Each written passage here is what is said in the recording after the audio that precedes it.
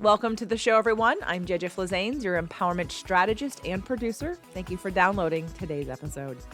Today, we're going to talk about how to build a more loving relationship with Terry Real. He is back. It is his third episode. I appreciate that he wanted to come back. He actually asked me if I could have him back because he has a new book out, and I'm going to tell you all about that, and we're going to talk about that on today's episode.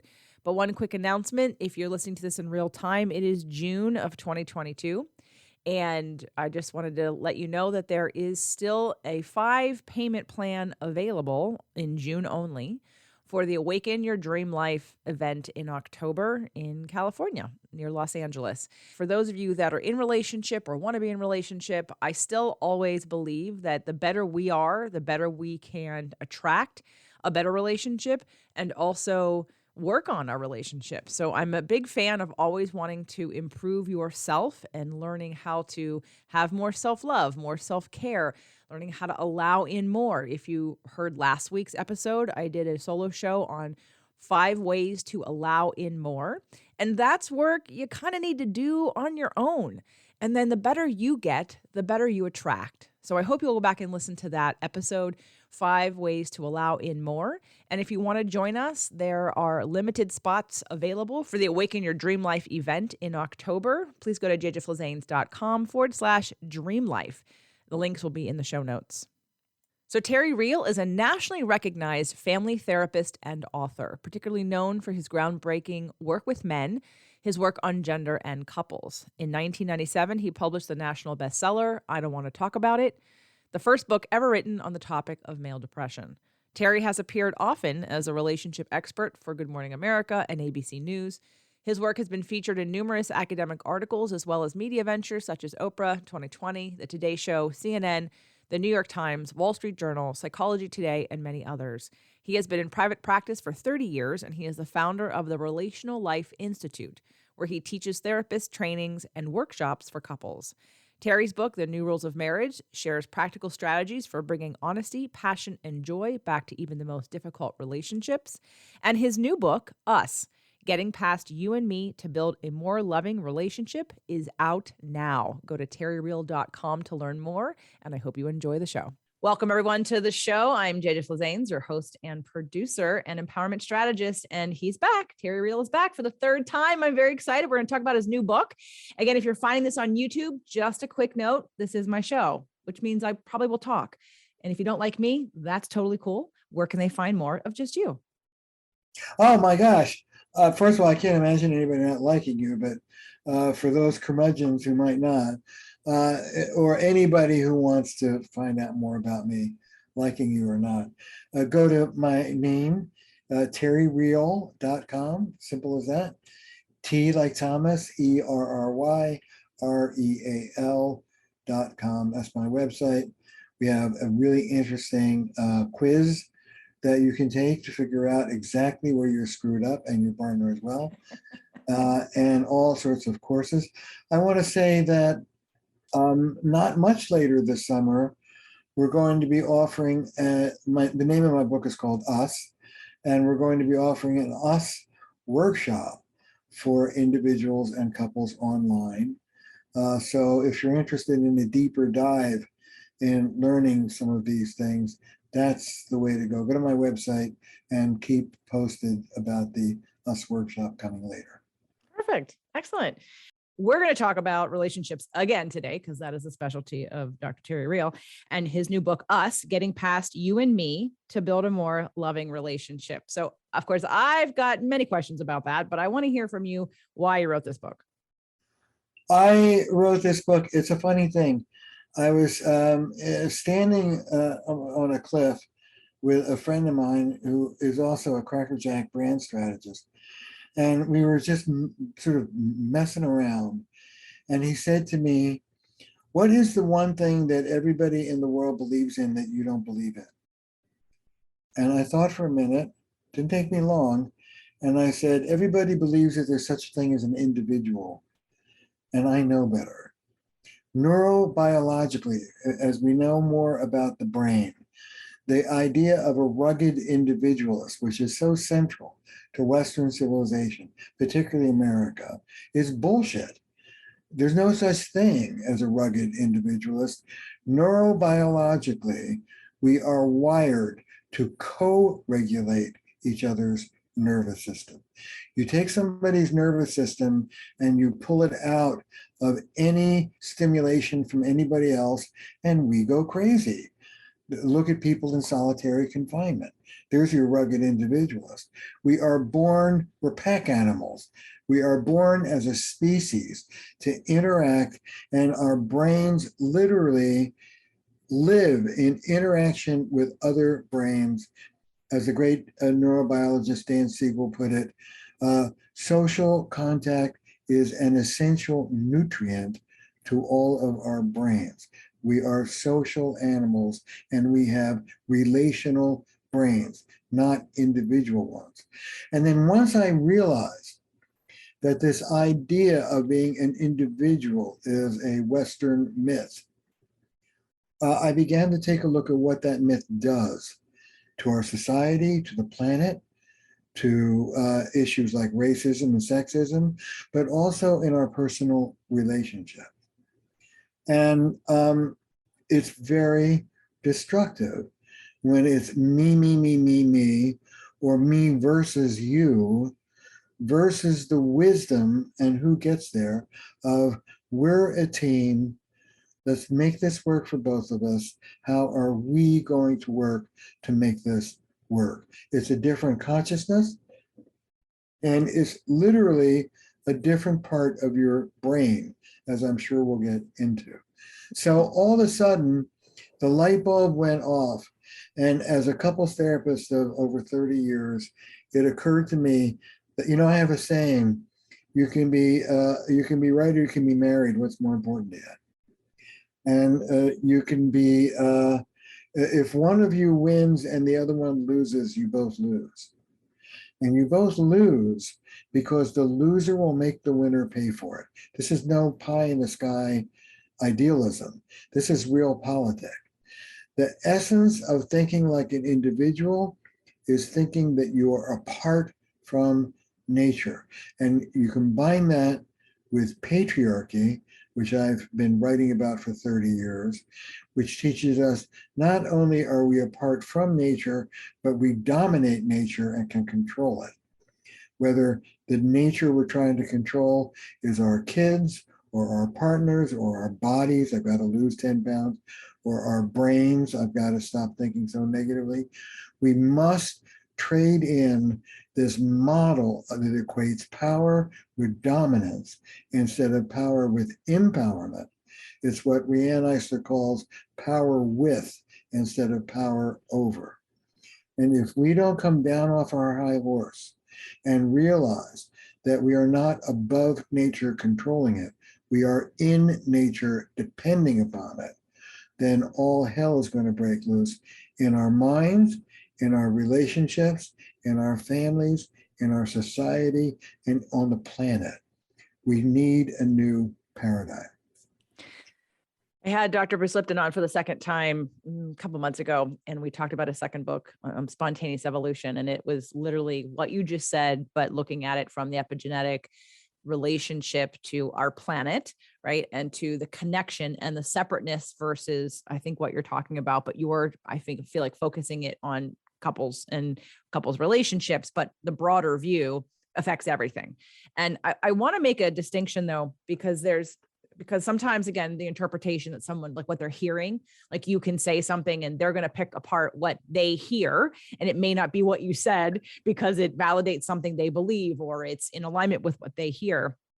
And while I know that biochemically and neurologically and epigenetically and quantum physics, even that everything that you're saying, like I'm in alignment with, and it's true. Here's where I want to just dive into a differential of, I think, something we talked about on my first show that we did on the new rules of marriage. And because sometimes when people hear like individual, like and maybe you have a different experience, you can let me know in your work with people over the years. I find that the conversations and the stories that get created psychologically between couples, between people, are not they're individual in that they feel victimized and they have their point of view and they think everybody else understands their point of view and everybody else feels their pain and know what they did wrong to hurt said person. And in that way, I can see that as an individual that creates disconnection. And what I'm feeling and hearing, and correct me if I'm wrong, what you're wanting to create is connection, and connection, not just between two people, but between all of us. And where I look at individualism as a good thing, not as a power over, but as a responsible person for the things I think and for my past and for the things that I choose to do with said things, the way I interpret, the way that I make up stories. That is not something that anyone else is necessarily influencing, because it's literally in my brain and nobody else can think my thoughts for me. So I feel like especially in therapeutic work, coaching work, life coaching, whatever, the story over and over again is always of disempowerment because someone made me feel something. Somebody did this. And I take the absolute extreme of taking responsibility for everything, even the things you don't think you can, in order to give the power back so that you can actually do something about it, or maybe use the mirror analogy of that life reflects back to you what you need to learn or what you're giving out, so that someone can take full responsibility as an individual to not include said person that hurt my feelings, said person that said this, whatever, and you stop being a victim to that. So can we agree that there's a certain sense of there's still an emotional responsibility that a person has for what they're interpreting, what they're thinking, what stories they're creating, what they're bringing to the table, even though the goal is to not think that you live on an island by yourself. Of course, that you're affected by other people and you affect other people. And there's this sort of larger psychological, energetic connection at play. Yeah, it's interconnected, and that doesn't submerge the individual. It just says that the individual exists in context. And first of all, we don't do victims in relational life therapy. And I'm very clear about that. I mean, there are victims, Lord help us, in the Ukraine, or people get raped, or, I mean, yes. But by and large, in our daily life, we don't do victims. A victim means I'm a small force being moved about by larger forces over which I have no control. Don't blame me, I'm not responsible. So I'm with you 100%. I'm responsible for my life. We even teach people, you must remember this from the New Rules of Marriage. I teach people to say what I make up is. We take responsibility for the narrative, the construction in our heads. What I make up is that you don't like me very much because you don't like my theory, but that's my problem. Yes, you take responsibility for all that. What I'm saying is that there's no such thing as an individual stripped of larger context. Got it. Okay. I'm with you on that.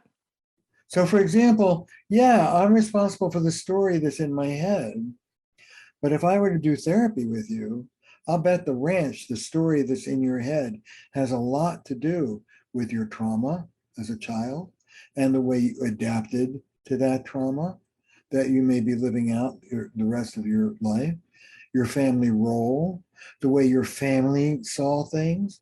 You know, was your family's world a trusting one or a paranoid one or a dominating one?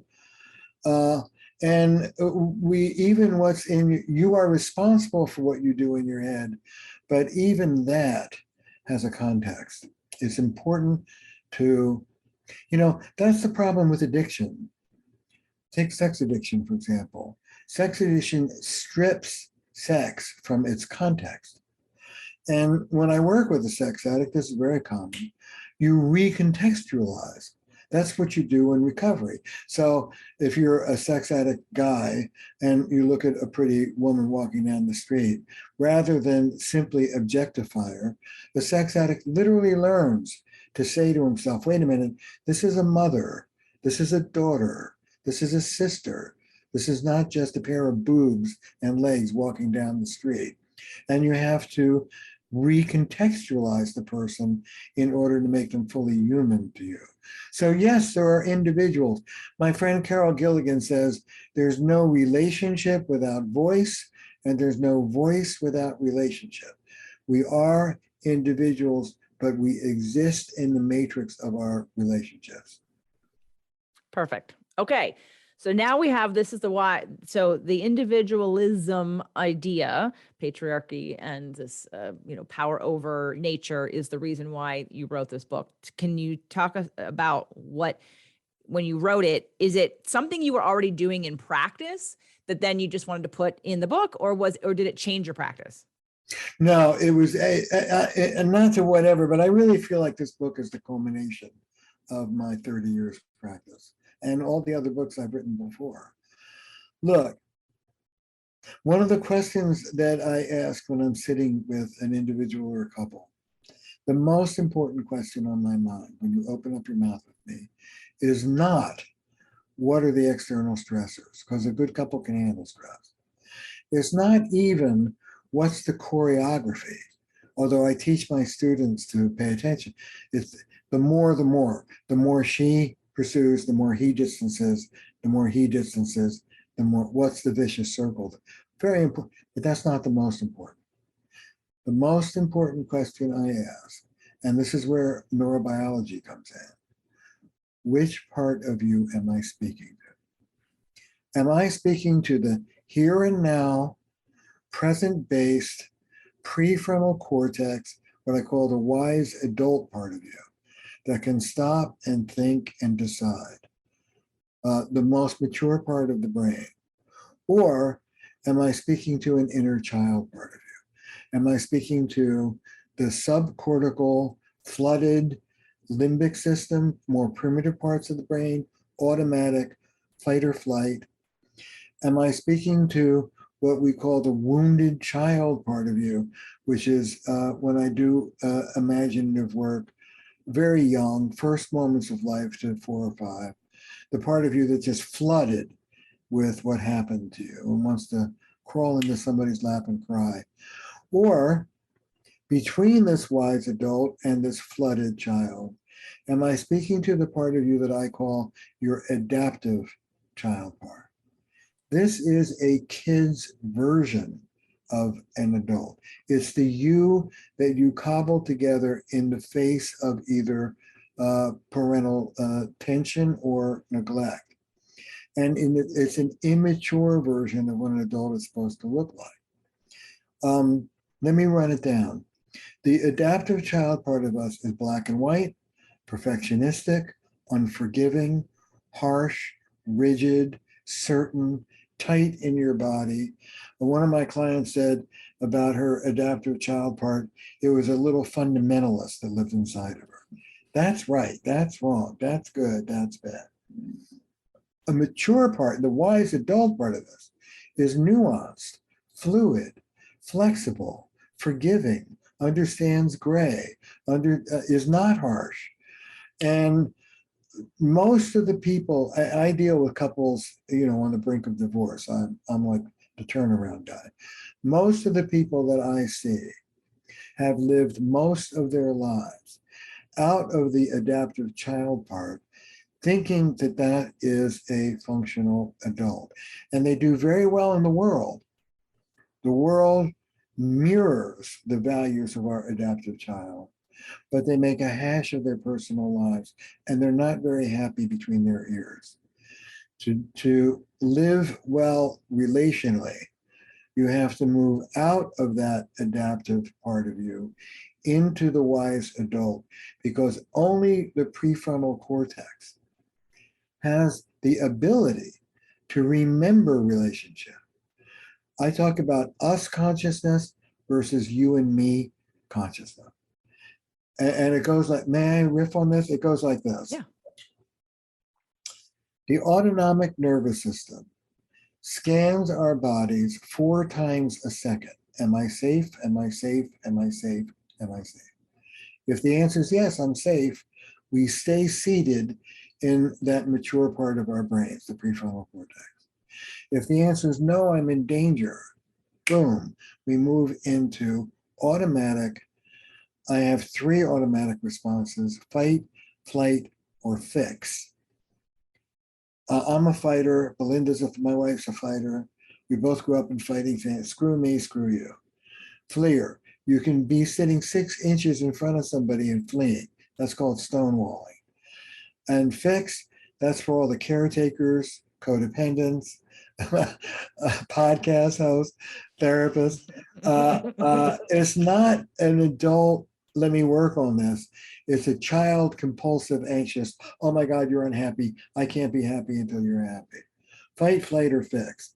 Automatic knee-jerk response.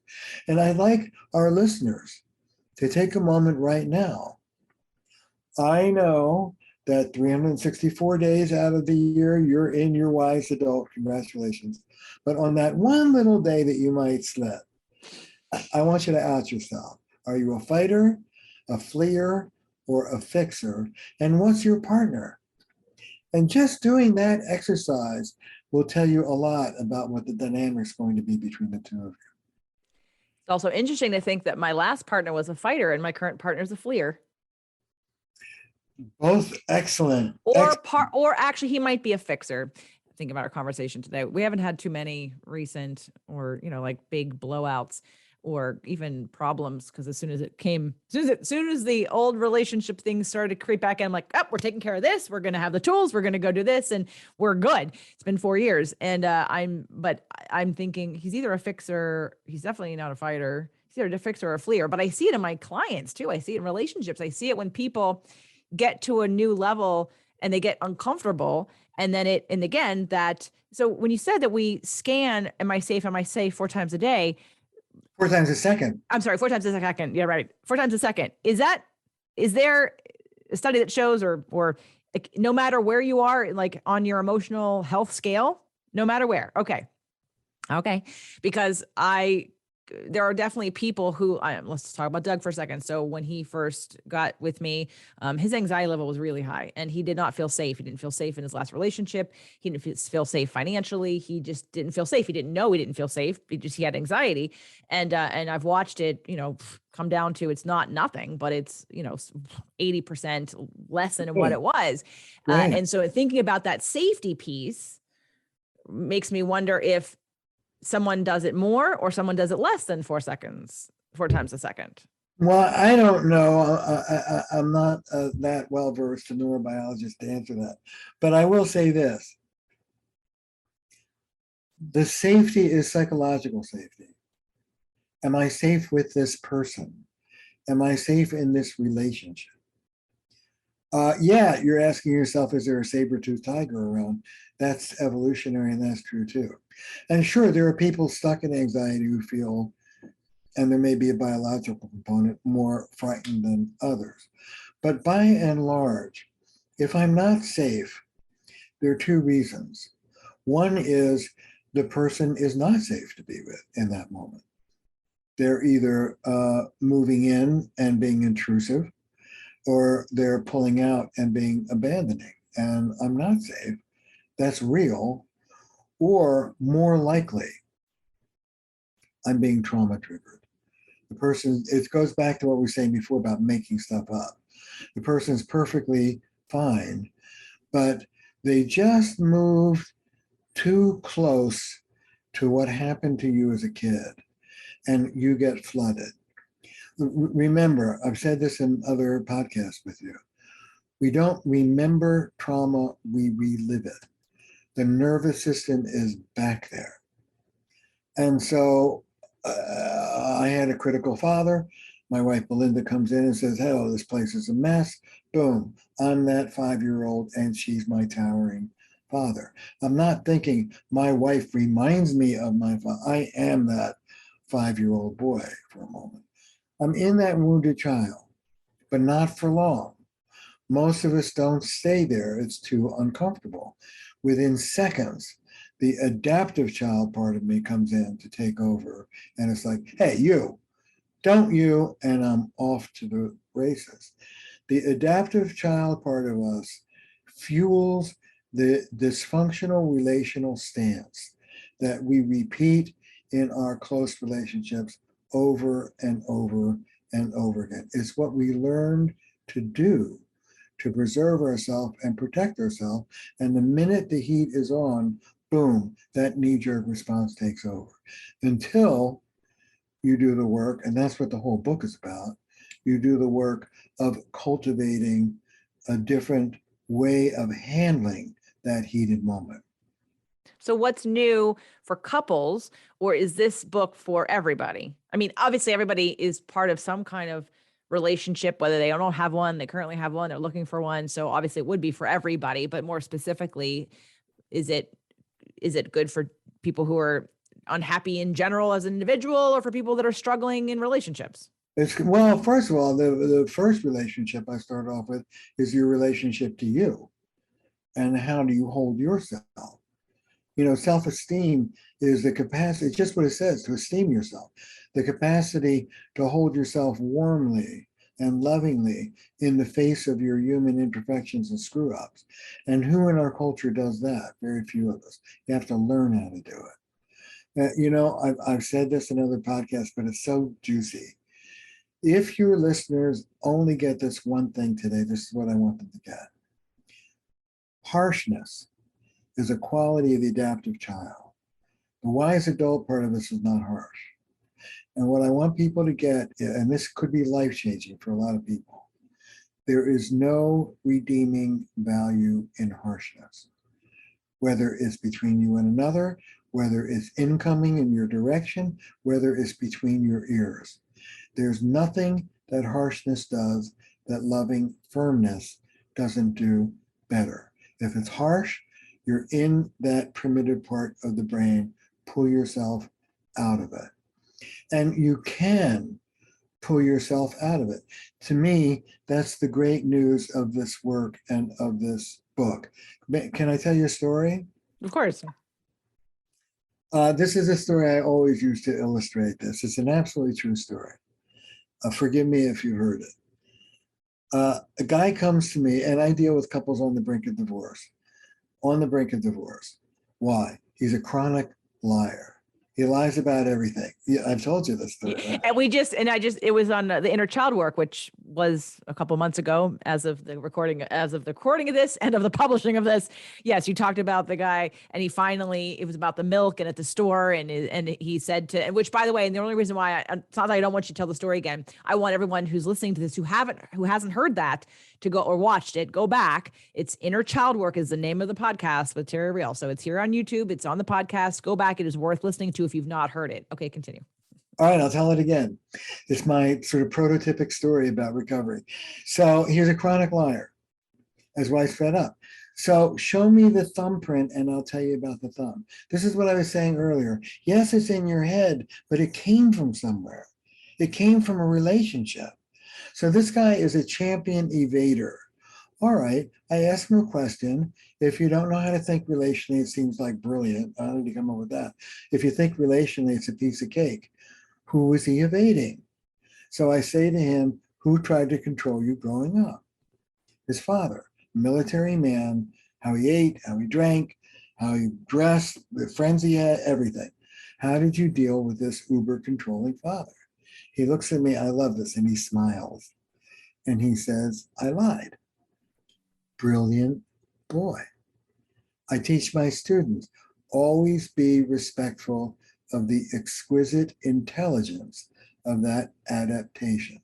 You did just what you needed to do to survive in that circumstance. Good for you. But I have a saying, adaptive then, maladaptive now. He's not that 4-year-old boy. She's not his father. He's about to get divorced. So you're right about the story. She sends him to a grocery store to pick up 12 things. He comes back with 11. She says, where's the pumpernickel? He says, every muscle and nerve in my body was screaming to say they were out of it. And I took a breath. I found my courage. I looked my wife in the eye and I said, I forgot it. And she burst into tears. True story. And she said, I've been waiting for this moment for 25 years. That's a moment of grace, health, recovery. That's what we're looking for. And the news in my book is you can cultivate that skill. You can build that muscle. I call it relational mindfulness, shifting from the automatic knee-jerk, this is what I always do. Take a breath, take a break, take a walk around the block, take 20 minutes if you need to. But get yourself centered. I call it remembering love. Remember that the person you're speaking to is someone you love, and the reason why you're speaking is to make it better. Go for that until you're centered in that place. Shut the hell up.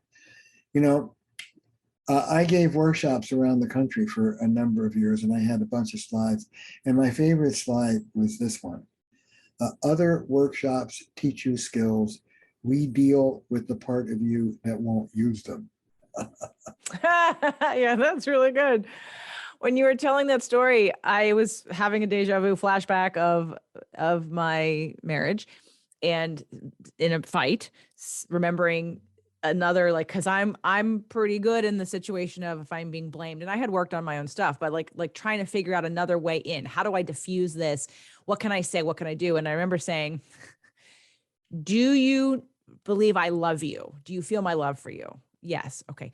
Do you think that what I'm trying to do is hurt you? No. Okay. Can we remember that when you're when you're reacting from the place of like you're defending your life, that to remember that I love you and I'm trying to help us, and it's right. It's like, I'm not trying to hurt at all, ever. My goal is never to create pain or to hurt you. So if we could maybe remember that, so, as we're getting in, and I know you're saying that's not possible because of what's the No, no, circuitry no, that's no, being no, run. no. What you're doing with your partner in that moment is exactly what I'm talking about. You're saying, yoo-hoo, I'm not the enemy. I'm not 12 feet tall. I don't have 4 arms. I don't have guns in my hand. And you're see, what happens to us is when we get trauma triggered, we lose what I call us consciousness. We lose the remembrance of the relationship. Like literally, neurologically, we cannot hold it. We're no longer in the part of the brain that can do that. We're in a much more primitive part of the brain that's about you versus me, that's about survival, and that lives in a win-lose world with limited resources, and you're in a much less mature part of the brain. And what you were doing with your husband in that moment is you were saying, excuse me, can we get back in the more mature part of your brain so that we can talk to each other? You were literally, and this is what I mean when I say we co-regulate each other. We co-regulate each other's nervous system. You were lending him your prefrontal cortex for a few minutes to see if you could bring his back online. That is a very sophisticated thing to do. Thank you. As you were saying that, I'm like, oh, I did that. I remember that because I was trying to take an approach. I'm really good at problem solving. So when something doesn't work, I'm like, okay, what else can I do? And like bring it. And I like to get down to the bottom line. The bottom line here is I never want to hurt you. I never want to hurt anybody. So if you're getting hurt, there's a disconnect. And it's not because I'm intending that. So can we remember that this is like supposed to be for life, and this is why but now I'm really getting on a much deeper level your book. Because I was looking at like the us piece versus individual piece, and I was doing it on a broad, and again, probably one of my triggers is the rampant victim mentality that is in our society. And it's one of my pet peeves. So I always try to I'm always looking for where that possibly can be present. So I'm glad we got that out of the way. But the whole us thing, yeah, that was a big light bulb for me on our very first show about new rules of marriage, was the power struggle. And I was like, oh my God, I was in a power struggle the whole time and I didn't even know it. Like the power struggle is what you're talking about. And the power struggle is an absolute delusion. There's no such thing. Unless somebody's got a gun to your head, they don't have power over you. And you know what? Gandhi taught us, if you're willing to die, he brought down the British Empire. If you're willing to die, nobody has power over you, no matter what they do. There's no such thing as a power struggle. If you frame it as one of us wins and one of us loses, you are not in the right part of your mind. Listen, here's what I call ecological wisdom. Your relationship is your biosphere. You don't stand apart from it, you're in it. And you breathe it. You can choose to pollute your biosphere by acting like a jerk over here, but you're going to breathe in that pollution in your partner's withdrawal or resentment over here.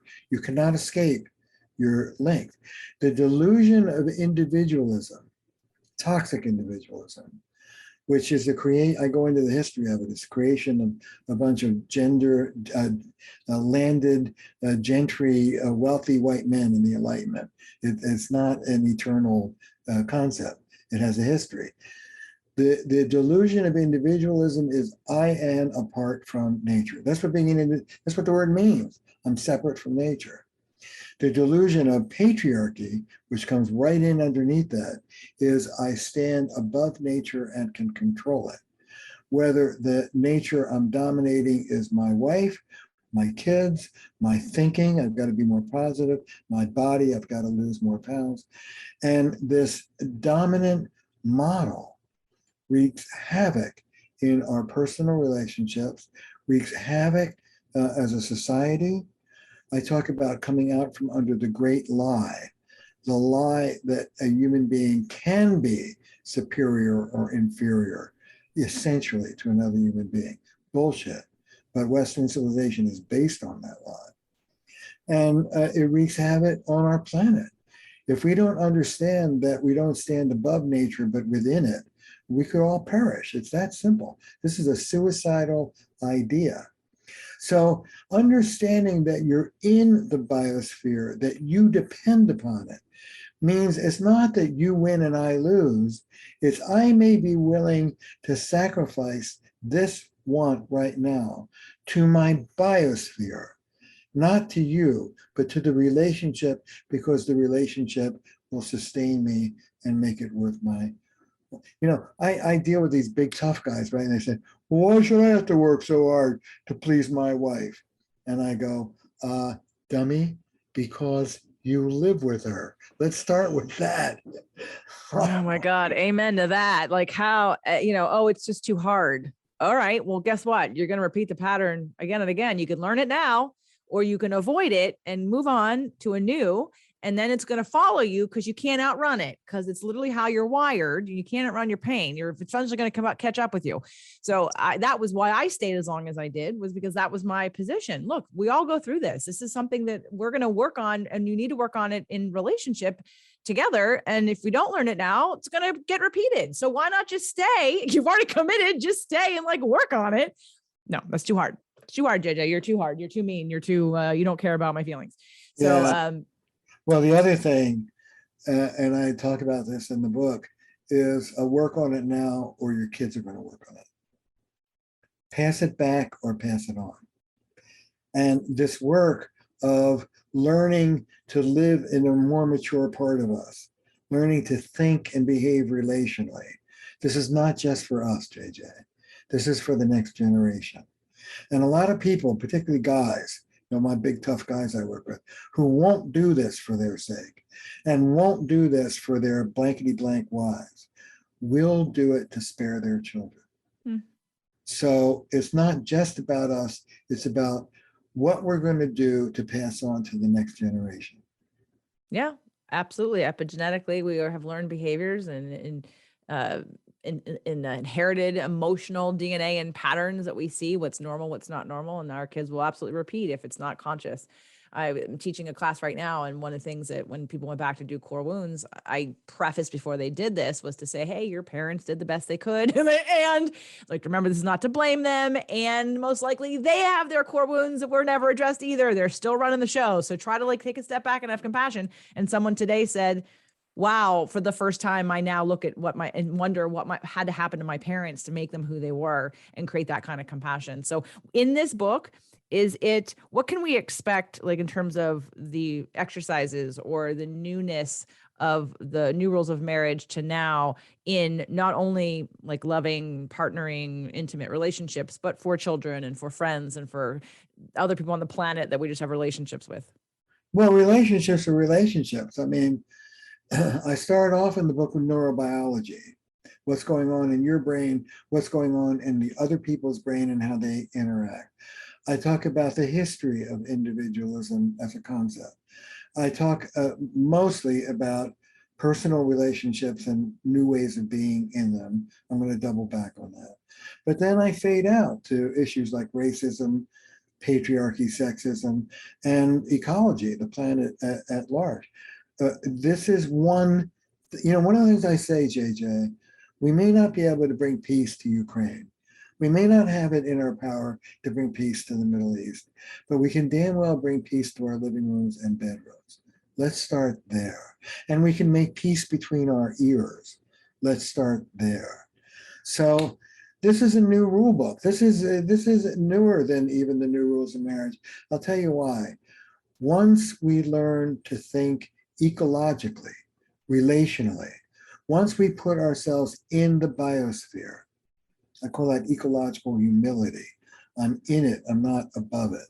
All the rules change. You know, I have a saying, you can be right or you can be married. What's more important there? And let me give you an example. It's a difference between saying, JJ, stop talking to me like that. Okay. Or saying, JJ, I want to hear what you have to say. Could you tone it down so I could hear it? Two ways of saying the same thing, but one's wise and one's stupid. Or the difference between saying, I need more sex in this relationship, and saying, honey, we both deserve a great sex life. What do we need to do to jumpstart this thing? Two ways of saying the same thing, but one cherishes the partner and the relationship at the same time that you assert yourself. Who the hell knows how to do that? Not in this culture. In patriarchal culture, which is the water we're all swimming in, you can be either connected or you can be powerful, but you can't be both at the same time. Because power is dominance, it's power over. When you move into power, you break connection. And I see that with a lot of women. A lot of women, it's like, I was weak, now I'm strong, go screw yourself. And that's not a step up, that's just shifting roles. Step up sounds like this. I was weak, now I'm strong, I'm going to stand toe to toe with you. This is what I need. What do you need from me to help you give it to me? That's wise. Who sounds like that? What can I give you to help you give me what I'm asking for? We're a team. And once you start remembering that we're in this together, the relational answer to the question who's right and who's wrong is who gives a shit. What matters is how are we as a team going to work this issue in a way that's going to work for both of us. So the map changes, and when the map changes, the toolbox changes. All of the skills are different once we learn to think relationally. Well, what I love what you said about the biosphere, to me, it just is perspective. And because when you're in a relationship, whatever relationship, let's just take the couple for a second, and it's just you and that person, your viewpoint is not wide enough to consider all the things. And again, that individualism is easier when you have nothing to compare it against. If you take a belief system or a perspective or a view that says that I am one with nature and we're all, and you broaden it, now all of a sudden, I feel like that energetically puts somebody a little more grounded, a little more at ease. And possibly, I mean, even just think about like your issues. People have issues, whatever they're mad about, which I love breaking that down into like, what's this really about? You know, when someone's screaming about the cover on the toothpaste, it's like, okay, well, first of all, that's not what that's really about. But let's say it is what it's really about, or your ability to control somebody, or your ability to not have safety, or whatever that is. But then if we take a broader perspective, like you wouldn't be caring about that if you couldn't get water. You wouldn't be caring about that if you know your house was on fire. And if we take a broader perspective, it makes the things that we're literally focused on and getting ourselves all twirly about not important, because it's not. And I think that focal point for looking at this from the perspective of like being part of this intricate system that we're a part of, that we're not separate from, that we're in, whether we want to be in it or not, is just makes people feel, again, it would give me a sense of trust. It would give me a sense of connection. It would give me a sense of purpose. And it would really take whatever I was yapping about and really put in the category of, is this really that important? Like I would change the perspective on that. And I think, so to me, like looking at this book from that perspective of literally like you're taking a couple different interviews I've done and shows and concepts, and we're kind of all putting it together. And now we're using it rather than just looking at whatever we want to accomplish or getting rid of disease, or which we've done that. Now we're looking at how do I live a happier, more connected life with people? And how do I change my perspective to do that? And how does that help me stay in my prefrontal cortex instead of me running the pattern that says I'm not safe? Because I am safe. Look around. If I believe I'm one with nature, I'm very safe. But if I believe I'm separate and that everything could come and get me at any point in time, then I'm constantly looking over. There was a constant not feeling safe happening in my relationship. And it was from all sides, from life, from people, from me, from and there's nothing I felt like I could do about that. I mean, I changed me. So got back to, like, you can't help the war here, but you can do what's in here. And when you can get yourself to a different frequency of being calmer, I noticed that everybody around me was different. How they reacted to me, how they interacted with me was very different because I was calmer and I wasn't pulling from them or triggering them in ways that would give a response and on a different level. So I really enjoy the idea of taking this work into this connectedness with nature and with the world and with people, because I feel like it stops the me. Because in the me has the victim story attached to it. And all of a sudden, if we're going to broaden this out, I'm not a victim any longer because everybody's on the same journey. That's right. I had a wonderful talk with a summit I recently did with spiritual teacher Thomas Ubel, German mystic who now lives in Tel Aviv and does incredible healing work with Jews and Germans and Israelis and Palestinians. And I was in a group that he was running, and there was a German man, and he was talking about his grandfather, who was a Nazi. Now, I'm Jewish, and I have a visceral reaction to Nazis. I mean, they are not human beings to me. They are the monster. And this man told about a dialogue he had with his grandfather, in which his grandfather said to him, after World War I lived on the streets. There were rats, there were bullies. I was basically starving for the first 10 years of my life. And as a young adolescent, this man, Adolf Hitler, came in, and he turned to his grandson with tears, and he said, God forgive me, but for the first time in my life, I felt hope. And I listened to this story, and I felt this amazing thing, JJ. I felt empathy for a Nazi. My heart melted. And that is about coming into this oneness, this connection. We disassociate by turning other human beings into caricatures. We disassociate by saying, we're not like you. And really, if we're honest, we are superior to you. And I call that the great lie. We're not superior or inferior to any damn person. We exist on this planet as a child of God or nature, and our essential value is the same as everybody else's. And when you stop having to prove your worth, and you can settle into it, and you can settle into everybody else's worth as well, things relax. You know, one of the things I say in the book is, you cannot love from a one-up superior position, and you cannot love from a one-down inferior position. Love demands democracy. Nice. Well, let's talk about when the book. This is May 7th, and the book is available today for the very first time. So where can they? June 7th. Oh my God, edit that out. All right, hold on.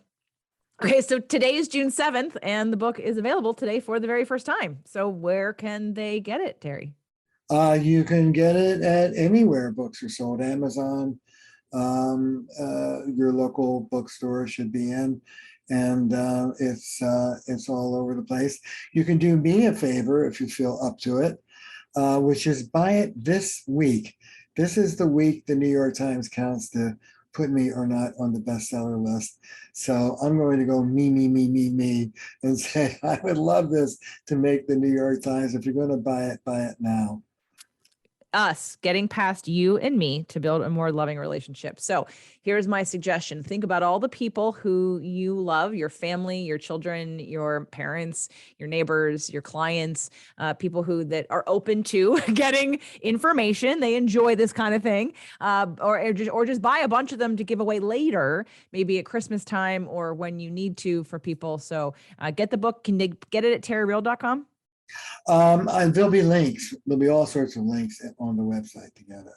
Great. And while we're at it, let me also add, just go to the website and get to be part of the newsletter and stuff that we send out, because there will be us workshops, an online workshop taught by me for both individuals and couples, both professionals and what I call normal people, the general public, to learn some of these essential relationship skills.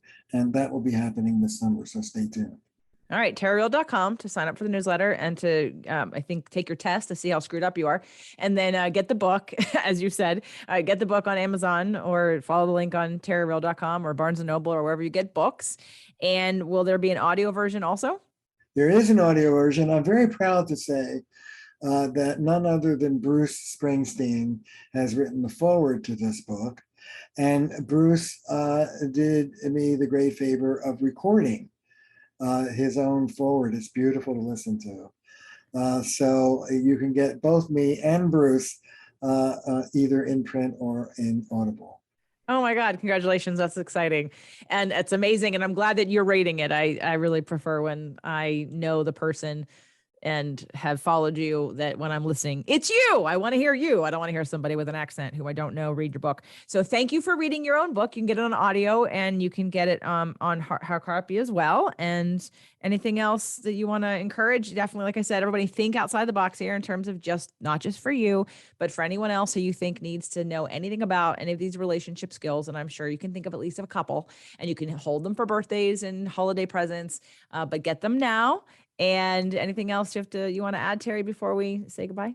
No, I just want to do two things. First, to invite everybody onto the website. It's chock full of tools and skills and goodies. I talked earlier about taking a break. There's a one pager on the 10 commandments of how to take a time out. There's lots of resources on the website, terryreal.com. And the other thing I want to say, JJ, is bless you, my dear. Thank you for the wonderful work that you do. You are a spirit of light. It just radiates off of you, and it's always a joy to be here with you. Thank you. We're always welcome back. And I think this is the first episode where I haven't cried. So I think it's the first time we didn't therapy me. And I was like, oh, what are we going to therapy me on today? So we'll have to have you back so you can break me down, because that's always fun. And I appreciate you and the fact that you've been here often to share your wisdom and guidance for all who need it. So thank you so much. Thank you.